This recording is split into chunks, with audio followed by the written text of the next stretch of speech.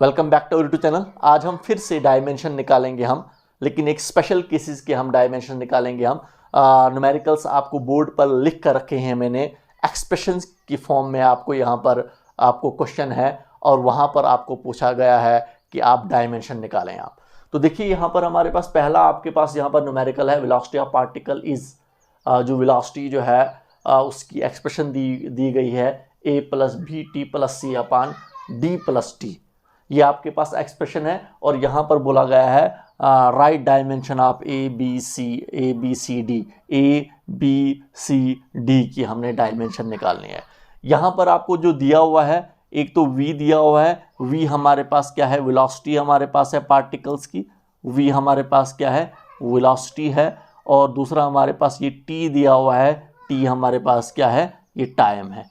तो हमने ए b c d की डायमेंशन हमने निकालनी है। तो देखिए यहाँ पर भी हमारे पास होमोजेनिटी प्रिंसिपल का यूज़ होगा। होमोजेनिटी प्रिंसिपल में हमने पढ़ा था कि कोई भी एक्सप्रेशन अगर आपके पास होती है वो डायमेंशनली करेक्ट तब होती है जब हमारे पास राइट साइड में और लेफ्ट साइड्स में हमारे पास डायमेंशंस क्या होती हैं, सेम होती हैं। जब हमारे पास राइट साइड और लेफ्ट साइड में हमारे पास एक्सप्रेशंस की राइट साइड और लेफ्ट साइड में हमारे पास डायमेंशन अगर हमारे पास सेम होती हैं तभी जाकर हमारे पास इक्वेशन क्या होती है, करेक्ट होती है। तो ये हमें ऑलरेडी पता है कि हमारे पास जो है इक्वेशन करेक्ट है, ये डायमेंशनली करेक्ट है। इसका मतलब ये हुआ कि जो हमारे पास, ये आपको पता ही है, वेलोसिटी है, जो वेलोसिटी की डायमेंशन होगी वही हमारे पास ए की भी डायमेंशन होगी, वही हमारे पास बी टी की भी डायमेंशन होगी, वही हमारे पास सी अपान डी प्लस टी की भी डायमेंशन होगी।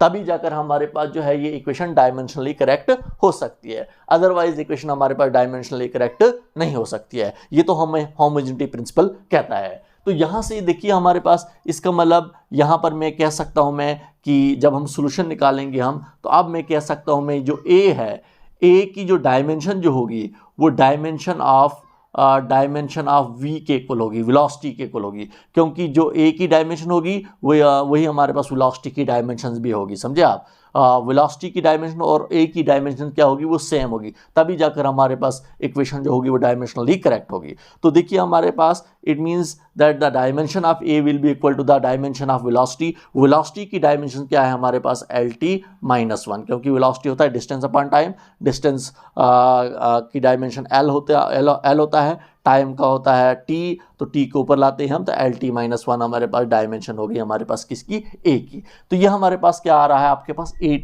की डायमेंशन आपके पास क्या आ रहा है, a की डायमेंशन जो हमारे पास आ रही है वो lt माइनस 1 आ रहा है। इसके बाद ये हमने a की डायमेंशन हम निकाले, इसके बाद bt, जो हमारे पास bt जो होगा इसकी डायमेंशंस भी हमारे पास किसके इक्वल होगी, डायमेंशन ऑफ वेलोसिटी के इक्वल होगी, डायमेंशन ऑफ वेलोसिटी के इक्वल होगी। तो इसका मतलब ये t टाइम है तो ये b ऐसे ही रहेगा, t टाइम है, टाइम का डायमेंशन फार्मूला क्या होता है, कैपिटल T होता है, तो ये कैपिटल T ऐसे ही रखूंगा यहाँ पर मैं। तो इसके बाद वेलोसिटी का डायमेंशन फार्मूला लिखूंगा मैं, तो वेलोसिटी का डायमेंशन फार्मूला होता है lt माइनस 1। तो b इज इक्वल टू, ये t ट्रांसफर हो जाएगा जब राइट साइड में, तो ये डिनोमिनेटर में आ जाएगा, तो डिनोमिनेटर में आ रहा है आपके पास कौन सा, ये t डिनोमिनेटर में आ रहा है। तो देखिए हमारे पास b is equal to l, ये t ऐसे ही रहेगा t माइनस 1, इस t को ऊपर लाएंगे तो t माइनस 1 फिर से बनेगा, तो आपके पास आ रहा है b is equal to l, basis same है तो माइनस 1 और माइनस 1 हो गया माइनस 2, तो lt माइनस 2 आपके पास क्या आ रहा है, डायमेंशन फार्मूला हमारे पास क्या आ रहा है, b का। ये हमने b का डायमेंशन फार्मूला निकाला, तो b का डायमेंशन फार्मूला हमारे पास क्या आ रहा है, अब आपके पास lt माइनस 2 आपके पास आ रहा है। इसके बाद हमारे पास जो है इसके बाद जो हमारे पास c, अब हमने c का डायमेंशन फार्मूला निकालना है, लेकिन इससे पहले कि हम c का डायमेंशन फार्मूला निकालेंगे पहले हम d का निकालेंगे आपको पता है यहाँ पर हमारे पास ये टाइम है, हमारे पास है, ये d है। तो मैंने पहले भी आपको डायमेंशनल फार्मूला आपको कराया है। हमारे पास जो होती हैं लाइक टर्म्स ही हमारे पास लाइक क्वांटिटीज ऐड होती हैं। तो देखिए अगर ये टाइम है तो d भी हमारा टाइम ही होगा, तो लाइक क्वांटिटीज ही हमारे पास क्या होती हैं, ऐड होती हैं। इसका मतलब अगर ये टी क्या है, टाइम है, तो डी भी हमारे पास टाइम ही होगा, तभी जाकर हमारे पास, क्योंकि टाइम में से टाइम ही ऐड होता है। इसका मतलब डी का जो डायमेंशन फार्मूला जो होगा वो डायमेंशन ऑफ जो डी का डायमेंशन फार्मूला होगा वो डायमेंशनल फार्मूला टाइम के इक्वल होगा। जो टाइम का डायमेंशन फार्मूला है वही हमारे पास डी का डायमेंशन फार्मूला भी होगा। तो टाइम का डायमेंशन फार्मूला क्या होता है, कैपिटल टी होता है।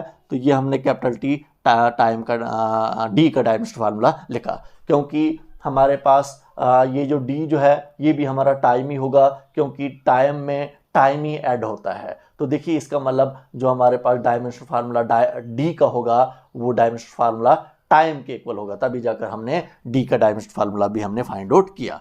तो इसका मतलब हमने ए का भी निकाला, बी का भी निकाला, डी का भी निकाला। अब ये पूरी की पूरी टर्म है सी अपान इसके बाद हमारे पास जो है सी अपान डी प्लस टी, सी अपान डी प्लस टी, ये पूरी की पूरी टर्म का डायमेंशन फार्मूला जो होगा वो वेलोसिटी के इक्वल होगा, क्योंकि जो हमारे पास वेलोसिटी का डायमेंशन फार्मूला होगा वही हमारे पास ए का भी होगा, वही हमारे पास बी टी का भी होगा, वही हमारे पास सी अपान डी प्लस टी का भी होगा, तभी जाकर ये इक्वेशन हमारे पास डायमेंशनली करेक्ट होगी। इसका मतलब सी अपान डी प्लस टी का डायमेंशन फार्मूला जो होगा वो डायमेंशन ऑफ वी के इक्वल होगा। तो सी अपान देखिए हमारे पास तो डी भी हमारे पास टाइम ही है, तो नीचे इसका मतलब ये आपके पास क्या है, टाइम है, तो सीधे ही लिखूंगा मैं टाइम का डायमेंशन फार्मूला। तो सी अपान टाइम का डायमेंशन फार्मूला टी होता है, तो that is equal to velocity का डायमेंशन फार्मूला क्या है, एल टी माइनस 1 है, तो C is equal to L T minus 1 ऐसे ही रहेगा, ये टी ट्रांसफर हो जाएगा यहाँ पर, तो ये टी यहाँ पर आ रहा है, तो सी इज इक्वल टू जहाँ पर आपके पास आपको पता ही है ये +1 होता है, +1 में से -1 निकालेंगे तो एल टी रेज पावर 0 आएगा। तो इसका मतलब सी का डायमेंशन फार्मूला जो आएगा आपके पास वो सिर्फ और सिर्फ एल आएगा। तो ये हमने निकाला डायमेंशन फार्मूला सी का भी, ये हमने निकाला डायमेंशन फार्मूला बी का भी, ये हमने डायमेंशन फार्मूला निकाला डी का भी, और हमारे पास जो है ये हमने फाइंड आउट किया डायमेंशन फार्मूला ए का भी। तो ये हमने फाइंड आउट करना था, ए बी सी डी का डायमेंशन फार्मूला हमने फाइंड आउट करना था। तो ये हमारा न्यूमेरिकल ख़त्म हो गया, हमने ए बी सी डी का डायमेंशन फार्मूला जो है वो कैलकुलेट करना था। इसके बाद आपके पास जो है नेक्स्ट आपके पास न्यूमेरिकल है v is equal to b plus a plus b t, v is equal to a plus b T.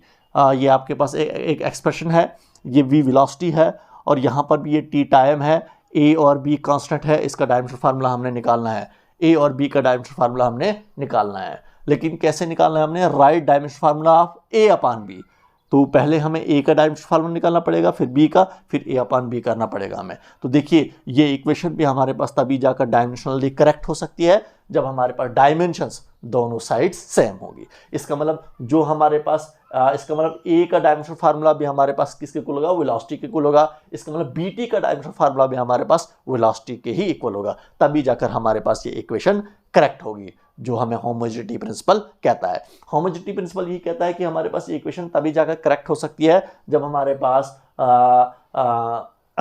Right side में और लेफ्ट साइड में डायमेंशन जो हमारे पास क्या होंगी वो सेम होंगी। तो जब हमारे पास डायमेंशन सेम होती हैं राइट साइड में और लेफ्ट साइड में, तभी जाकर हमारे पास इक्वेशन डायमेंशनली करेक्ट होती है। तो ये इक्वेशन हमारे पास डायमेंशनली करेक्ट है। इसका मतलब हमारे पास जो हम ए की जो डायमेंशन होगी, ए की जो डायमेंशन होगी वो डायमेंशन वेलोसिटी के इक्वल होगी। इसका मतलब a is equal to the dimension, a की जो डायमेंशन होगी that is equal to dimension of velocity. इसका मतलब a की डायमेंशन आपके पास किस आ रही है, वेलोसिटी के डायमेंशन के इक्वल आ रही है। वेलोसिटी की डायमेंशन क्या है, lt-1। तो ये हमने a की डायमेंशन हमने निकाली।